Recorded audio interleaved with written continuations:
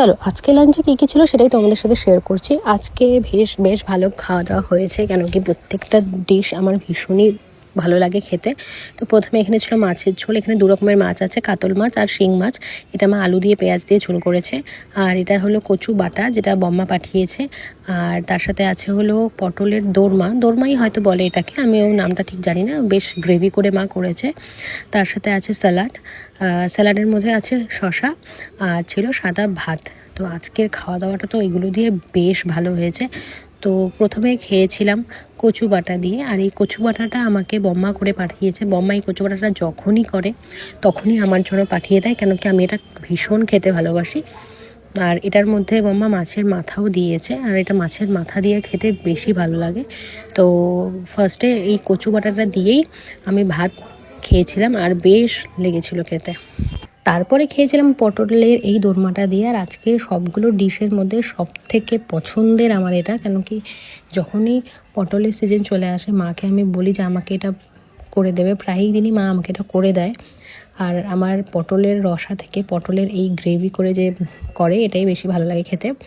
তো দেখো আমি এটা দিয়ে ভাতটা ভালো করে মেখে নিয়েছি, এবার একটু পটল নিয়ে নিচ্ছি। আর সত্যি বলতে এটা বেশ ভালো হয় খেতে, পেঁয়াজ রসুন দিয়ে মা একটু গ্রেভি করে বেশ ভালো লাগে খেতে। ভাত আছে এইটুকু, এখনো এটা দিয়ে মানে আমার মনে হচ্ছে আরও খাই। এই মাছের ঝোলটা কী দিয়ে খাবো সেটাই বুঝতে পারছি না, মানে সব কিছু এত পছন্দের যে কোনটা দিয়ে খাবো কোনটা দিয়ে না খাওয়া বুঝতে পারছি না। তো আমার এটা ভীষণ ভালো লেগেছে, তো আমি এটা দিয়ে আর একটু ভাত মেখে খাবো। আমার যেহেতু সর্দি লেগেছে, তো মা এই জন্য এটা বেশ ঝাল করে দিয়েছে, আর এই জন্য এটাই আমার বেশি ভালো লাগছে খেতে। আর আমরা ঝাল বরাবরই খুব পছন্দ করি। তারপরে যেটুকু ভাত বেঁচেছিল ওটা খেলাম হলো মাছের ঝোল দিয়ে। আর এই মাছের ঝোলটা আমার পেঁয়াজ দিয়ে আলু দিয়ে করেছে। আর মাছের পিসটা মানে আমার জাস্ট অসাধারণ পড়েছে।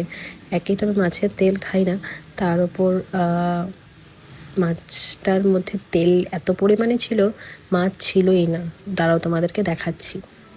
এই দেখো মাছটা আমি যেটা নিয়েছি, তেলটা জাস্ট আমি তুলেছি, দেখো মাছটা কতটুকু আছে, আর তেল দিয়েই ভর্তি। তো যাই হোক, কিছু করার নেই, আর তেলটা আমি খেতে পারবো না, তো সেজন্য আমি পরে এই মাছটা দিয়েই ভাতটা খেয়েছিলাম। আর মাছটা ভীষণই ফ্রেশ ছিল, তোমরা দেখতেই পারছো।